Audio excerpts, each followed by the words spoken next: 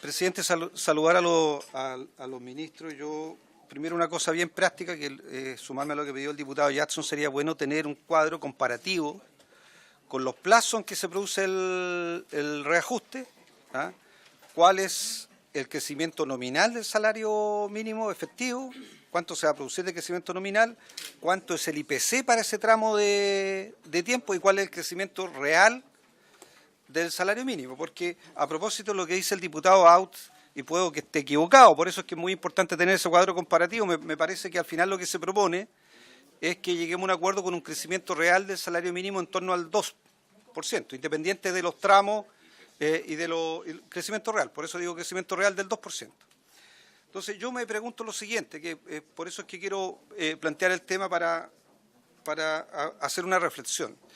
En el acuerdo de los 18 meses al inicio del anterior gobierno de la presidenta Bachelet, hubo un acuerdo por 18 meses que permitió un crecimiento real de los salarios de 2.55, 2.38, 2,5, 4 el tercer año, pero ya, hablemos de 2,5. O sea, lo primero que quiero decir es que este acuerdo permite un crecimiento real inferior a los acuerdos que se lograron en el gobierno de la presidenta Bachelet, inferior en términos de crecimiento real. Quiero decirlo porque los crecimientos económicos son completamente dispares, en términos de que uno de los grandes motivos por los cuales el gobierno se jacta es porque efectivamente ha habido durante estos meses de gobierno del presidente Piñera un mayor crecimiento económico, que ha doblado al crecimiento económico que había en el gobierno de la presidenta Bachelet. Pero en materia de reajuste real del salario mínimo, eso no se expresa porque al final lo que se ofrece es un crecimiento real del salario mínimo de 2 puntos, que es menos de lo que se logró durante el gobierno de la presidenta Bachelet. Hago esto porque siempre les gusta comparar, siempre comparan, digamos, para decir que lo anterior se hizo mal, pero aquí con mejor crecimiento económico se está ofreciendo menos. Pero en segundo lugar, ese acuerdo contemplaba una cesión por parte de los trabajadores. Se cedía la negociación año a año y se asumía un crecimiento del 2.5 real a cambio de otros acuerdos que implicaban el fortalecer la capacidad de los trabajadores del sector privado de negociar mejores salarios. Entonces, ahí se incluyó la negociación para tener un piso salarial, por tener huelga efectiva, por fortalecer la negociación colectiva. Y eso justifica que se haya llegado a un acuerdo de más de un año. Entonces, este acuerdo que se está logrando, yo quiero colocar los mismos elementos sobre la mesa, porque no me siento en condiciones de reemplazar en algunos casos a los trabajadores para lograr peores acuerdos que los trabajadores lograron antes. Entonces, primero está ofreciendo un crecimiento real del 2. Segundo, no está llegando a un acuerdo de 18 meses. Está pidiendo un acuerdo, en la práctica, de 2 años y medio. En la práctica de 30 meses. Tercero, se hace en un contexto donde los logros que se habían obtenido en materia laboral se empiezan a desdibujar.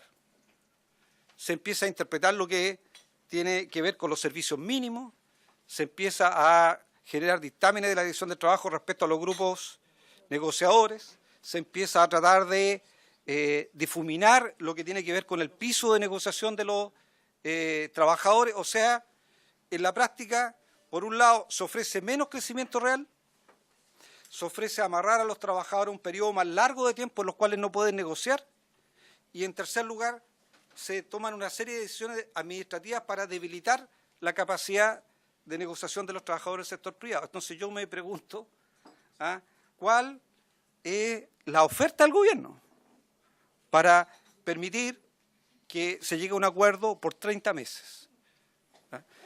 A mí me cuesta descubrirlo. Yo valoro que el gobierno haga un esfuerzo que es mejor que lo que había planteado en un inicio. Pero la verdad es que ni en materia de crecimiento real del salario mínimo, ni en materia de proteger a los trabajadores en un contexto más amplio de política laboral, yo encuentro piso para llegar a un acuerdo de 30 meses. Yo creo, presidente, que el gobierno debería retirar la plurianualidad en estas condiciones, porque la plurianualidad es una cesión. Es decirle, oye, trabajadores, no negocien, no tengan posibilidad de negociar durante 30 meses.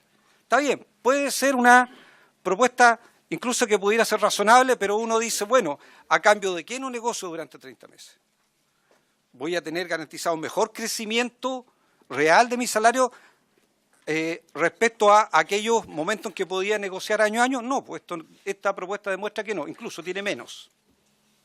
¿Voy a tener una política laboral que va a poder proteger mejor mis derechos? Entonces voy a ceder mi capacidad de negociar, porque en realidad se va a mejorar mi capacidad de proteger mis derechos y de negociar.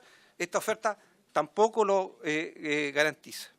Entonces yo sinceramente creo que por lo menos para nosotros, para la bancada del Partido Socialista, yo agradezco la invitación del ministro del Trabajo a poder llegar a un acuerdo, pero para nosotros se nos hace muy difícil respaldar este tipo de acuerdo, que no veo cuál es la ventaja respecto a la negociación anual de los trabajadores, sino por el contrario, este es un acuerdo claramente desventajoso respecto a otras negociaciones.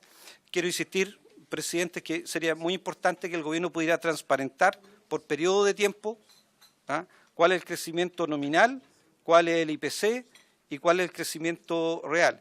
Y yo quiero decir finalmente, presidente, que, bueno, así es fácil hacer crecer el país.